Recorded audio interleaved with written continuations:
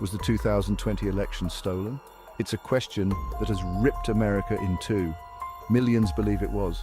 Millions more think it's a dangerous conspiracy theory. The truth? It's murky, and that's a problem.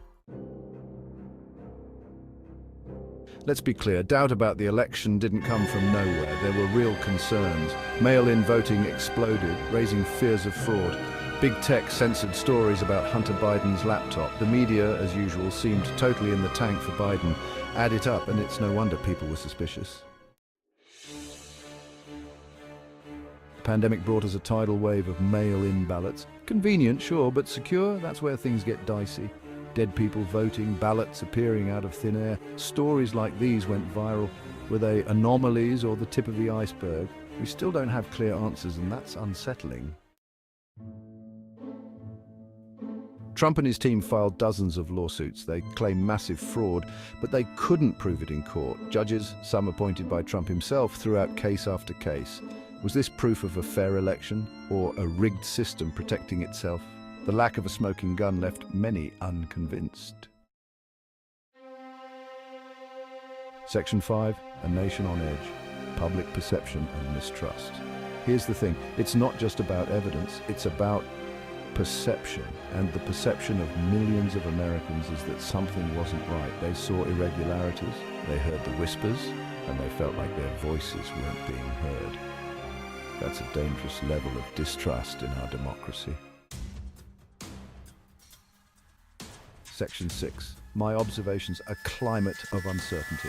I've been covering politics for a long time. I've never seen anything like this. The level of anger, the suspicion, it's palpable. People are losing faith in our institutions.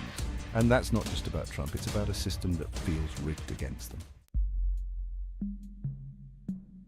Section 7. The deep roots of distrust beyond 2020. This distrust didn't start in 2020. It's been brewing for years. The Iraq War, the financial crisis, the rise of big tech, the feeling that the elites are out of touch, all of it has eroded trust. The 2020 election was just the match that lit the fuse. Section 8, can we fix this, the future of American democracy? So, where do we go from here? Can we restore trust in our elections? It won't be easy. We need more transparency.